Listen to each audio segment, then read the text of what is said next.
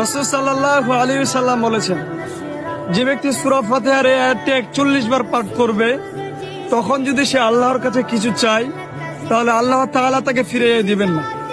আয়াতটি হচ্ছে ইহদিনাস সিরাতাল মুস্তাকিম। আমার নবীজি বলেছেন, যে ব্যক্তি দ্বীনের দাওয়াত অন্যের কাছে পৌঁছে দিল, সে তার সমান পরিমাণ সওয়াব পেল। বলেন না সুবহানাল্লাহ। এই যুগে সফল হবে সেই মানুষরা যারা এই ফিতনা মুক্ত পরিবেশে দিন পালন করবে। অনেক দূরের প্রত্যন্ত জায়গায় চলে যাবে, শহর থেকে দূরে, নগর থেকে দূরে, পাহাড়ি এলাকায়, অনেক দূরে, কান্ট্রি সাইডে। ওই যে থাকে না কিছু মানুষ উপজাতির মতো, ওই রকম করে যারা থাকবে এরা নিরাপদে থাকবে। কৃষি জমি চাষাবাদ করবে, নিজের খাবার নিজে খাবে, মাছ চাষ করবে, গরু চাষ করবে, ছাগল পালবে, শহরের ফিতনায় জড়াবে না। নিজেরা নিজেদের কলোনি গড়ে তুলবে আলাদা করে, অনেকটা মুসলিম ভিলেজের মতো। এরা সফল হবে, বিশ্বাস করেন।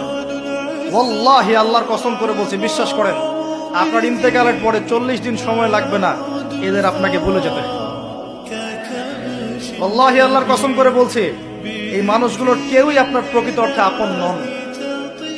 আপনার অবস্থানকে তারা ভালোবাসে, আপনাকে তারা ভালোবাসে না।